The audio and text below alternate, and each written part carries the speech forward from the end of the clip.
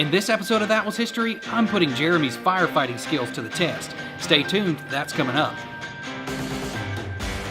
If you've watched our YouTube channel before, you know that Jeremy is training to become a firefighter, and with that said, there are a lot of physical and mental requirements that he has to meet. Jeremy was telling me the other day that as part of his testing, he actually has to be able to get all of his equipment on in less than 2 minutes. This kind of actually makes sense though, because in a real-world scenario, he's got to be able to get his equipment on as fast as possible to get to a scene to help put out a fire and hopefully save some lives. A few weeks ago, Jeremy actually released a video on our YouTube channel about the introduction of the fire department to the United States. And as part of that video, he demonstrated how he puts on his equipment. In that episode, he did it really slow so that we could all get a feel and an understanding of each piece and how it all comes together. But I want to challenge him and make sure that he can really do what he claims he can and make sure that he can get all of his equipment on in less than 2 minutes. With that said, let's see how he did.